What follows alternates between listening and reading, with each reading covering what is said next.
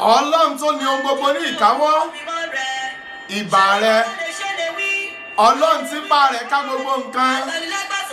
Ìbà rẹ o. Gbé òkè.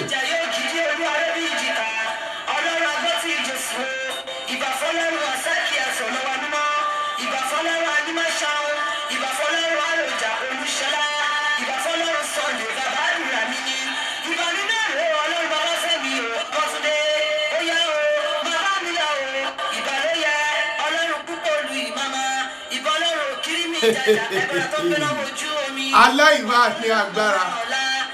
Ṣé ẹ rí bí ọmọdé bá gbọ́gbọ́n kúkú, ìyá rẹ̀ náà gbọ́gbọ́n sísìn. Oníṣègùn ló lè sọ́kọ àbíkú. Bí ajísòní bá fẹjú kẹ́kẹ́, a sì fẹ́ ẹ̀gúsí. Káàbọ̀ ọmọdé yìí.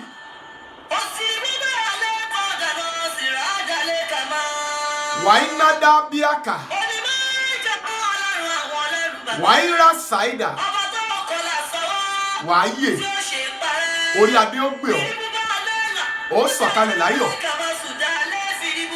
O ní kẹnu gbórí ọwọ́ ọmọdé yìí. Bismillahirrahmanirrahim. Ọ̀kàrí. Ọ̀dájọ́ ẹ̀sìn ńlẹ̀. Bẹ́ẹ̀ ni. Orí mi sì wú. Ara mi sì níde gan-an. Ọwọ́. Àìná bíràkà bí àná ṣáìdà. Ìgbàre nípa kò rí ní ayọ̀ mi. Orí mi mọ́ ta kò rí. Nígbà tí n bá fẹ́ gbàre, ẹ̀dá mi mọ́ ta kò rí lọ́jọ́ nǹkan ayọ̀. Ọmọdé ìkọrin díẹ̀ sí ọjà kò sí tí kìí ṣe èèyàn. Nígbà mi mọ́ ta kò rí lọ́jọ́ nǹkan. Ọya gbé wálẹ̀. Gbogbo ayé, gbogbo ìlú, gbogbo ẹ̀dá ènìyàn. Òru ni Yorùbá sọ pé wọ́n máa ń ṣe ìkà. Wọ́n ní bẹ́ẹ̀yàn bá ṣe lọ́sàn-án kò ní farare lọ. Òru ni wọ́n fi bayé mi jẹ́ ní jọ́síjọ́sí tí wọ́n gba ojú mi méjèèjì lọ́wọ́ mi. Òru ni wọ́n fi pa ìyá mi Àpèkẹ́rí sí kàtúdànù. Òru ni wọ́n fi ogun ẹ̀yìn ja àwọn ẹni ìjọ́sí. Ẹ gbọ́ Bíbélì wípé àwọn ọmọ òkùnkùn wọ́n ṣàgbọ́n níran wọn ju ọmọ ìmọ́lẹ̀ lọ. Òru ní ń sọ nípa ẹ̀. Ẹ gbọ́ mi sà, tá a bá ń sọ nípa òru, Bíbélì wípé nígbà tí ènìyàn sùn ni ọ̀tá ìwá, ó fọ́n èpò sínú àlùkámà, ó dẹ̀ bá tiẹ̀ lọ. Mọ́láyọ̀ láti sọ fún yín pé ọjọ́ àkọ́kọ́ tí mo kọ́kọ́ máa pàdé Jésù olùgbàlà, òru ni mo pàdé Jésù olùgbàlà níbo Asẹ́gìtà. Ó jẹ́ kí n mọ iyì òru púpọ̀ bíi wòlíì. Àìnájíra kábàlì àkàkà àràmàṣẹ́lélé bèrè kẹgbáìdà. Gbogbo ẹ̀yin tí wọ́n ti bà ti yín jẹ́ lóru, lórúkọ Jésù ayé yín gba ìtúsílẹ̀. Gbogbo ẹ̀yin tí ò fòru ṣe, gbogbo ẹ̀yin tí ọfà òru bá, mo gbọ́wọ́ lé orí tí mo fi rúgí Sẹ́gìtà. Bí ẹ bá ti sí àmì tẹ́ ẹ fọ́n ọ̀rọ̀ yìí káàkiri, yàínádá yà kárúbá sí ánábàlíàkà. Ìyẹjú ẹnìkan ṣoṣo tó ṣí ọ̀rọ̀ yìí fún 303 lórúkọ Jésù olùgbàlà. Ogun tó wọnú ayé ẹ lóru, kógun yìí ó jáde ńbẹ̀.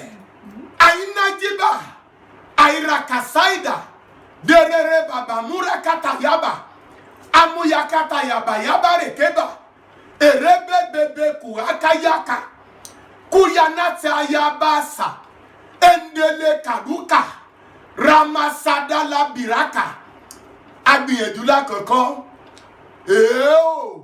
nẹ́tíwọ̀kì gbéná jẹ. Agbìyànjú lẹ́ẹ̀kejì nẹ́tíwọ̀kì gbéná jẹ. Olúwa ní ọmọ mo fẹ́ tú ẹnìkan lẹ̀ nínú ìgbèkùn òru. Àwọn kan wà nínú ìgbèkùn òru. Ìgbèkùn òru l'Olúwa ní kí n ṣiṣẹ́ lé lórí lálẹ́ yìí. Gbogbo ẹ̀yin tí ayé fi òru sọ sí ìgbèkùn, lórúkọ lórúkọ Jésù Olúwa ẹ gba ìtúsílẹ̀. Mo tú ayé yín sílẹ̀ nínú ìgbèkùn òru. Mo tú iṣẹ́ yín sílẹ̀ nínú ìgbèkùn òru. Mo tú ìgbéyàwó yín sílẹ̀ nínú ìgbèkùn òru. Mo tú ọmọ yín sílẹ̀ nínú ìgbèkùn òru. Orúkọ Olúwa ilé èso agbára ni. Olódodo sáwọnú ẹ̀ ó dẹ̀ rí iye. Gbogbo ẹ̀yin tí òfò ti ṣe lánàá, gbogbo ẹ̀yin tí wọ́n fi gbogbo òru àná bà láyé jẹ́, òru òní tún ayé yín ṣe. Lórúkọ Jésù ni mo sọ. Orúkọ tó ṣe iyebíye lọ, orúkọ tó borí gbogbo orúkọ. Bíbélì sọ fún mi nínú ìwé Fílípì orí 2 ẹsẹ̀ 9 sí 11. Ó wí pé Olúwa pẹ̀lú sì ti gbéga gidigidi. Ó sì fi orúkọ kan fún tó borí gbogbo orúkọ, pé ní orúkọ Jésù Kristi kí gbogbo ẹkún kó máa wólẹ̀, gbogbo ẹbọ tí wọ́n gbé lóru lórí rẹ̀ kẹ́bọ̀ dànẹ́lẹ́bọ lórí lórúkọ Jésù. Gbogbo ọ̀tú tí wọ́n lòdì sí ayé ẹ lóru kó dà ní wọn lórí lórúkọ Jésù. Gbogbo sáàmù tí wọ́n kà lòdì sí ayé ẹ lóru lórúkọ Jésù kó dẹ̀rù ogun ní ẹ lórí. Mo sọ̀rọ̀ jáde bí afọ́jú, mo wí bí wòlíì tó rà lùgbà. Ẹ̀yin tẹ́ ẹ bá rí àmì ṣe, tẹ́ ẹ ṣí a prógámù yìí tẹ́ ẹ fọ́n káàkiri ayé, gbogbo eré yín tó ti fọ́n dànù, gbogbo eré yín tó fòrú fọ́n dànù, májẹ̀mú sájọ lóru yìí, àánú sájọ lóru yìí, orí ọ̀fẹ́ sájọ lóru yìí. Ẹ gbọ́ o, ẹ gbọ́ o, wọ́n á fi ka yàrá kabasa robobo keni mataya aidianada yabakawu waruda bí anaba rẹ́kẹ́dẹ́ bèyẹ tẹ̀báka. Gbogbo ẹ̀yin tí wọ́n torí yín tan àbẹ́là, gbogbo ẹ̀yin tí wọ́n torí yín rí nǹkan mọ́ padò, gbogbo ẹ̀yin tí wọ́n torí yín rí nǹkan mọ́ àkìtàn, iṣẹ́ tí wọ́n fi èkìsà orí àkìtàn ṣe pé kò dẹni ìkórìíra níwájú olóore, lórúkọ Jésù Olùgbàlà ó sọ agbára nù. Ẹ̀mí mímọ́ o, ẹ̀mí mímọ́ o, ẹ̀mí mímọ́ o, ta ló gbé oyún obìnrin lọ sínú igi ìrókò lẹ́sẹ̀kẹsẹ̀? Ọmọ ológo padà nú ẹ̀. Ìwọ àlùjànnú tí wọ́n ní kó ọmọ gbénú obìnrin dípò ọmọ ológo lórúkọ Jésù Kristi jáde mẹ́. Ohun tó ń bẹ láyé rẹ tí ń bá ohun rere jà, ohun tó ń bẹ nínú iṣẹ́ rẹ tó ń baṣẹ́ rẹ jẹ́, òru lọ́wọ́ bẹ̀ lórúkọ Jésù lórí ìkọ́mọ jáde. Ẹja ẹsẹ̀ mọ́lẹ̀ lẹ́ẹ̀méje. Gbogbo ẹni tó bá gbọ́rọ̀ ẹja ẹsẹ̀ mọ́lẹ̀ lẹ́ẹ̀méje. Ẹrù ayé, ẹrù ayé, ẹrù ayé tó bòrú wọnú ayé ẹ, tó bòrú wọnú ayé ọmọ ẹ, tó bòrú wọnú ayé ọkọ ẹ, tó bòrú wọnú ayé ayé lórúkọ Jésù jáde mẹ́, jáde mẹ́, jáde mẹ́, jáde mẹ́. Ooo àṣẹ dùn bí agbára dùn mí. Mo bínú táyáyá sí ìjọba òkùnkùn lónìí.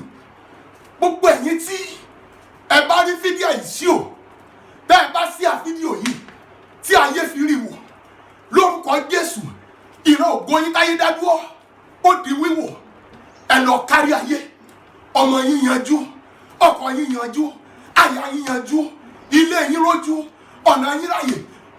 Ẹ̀yin tẹ́ ẹ wo fídíò yìí lóru yìí, bí ilẹ̀ ti mọ́ lórúkọ Jésù, gbogbo bí ẹ ti pa yín tì kán máa bèrè yín.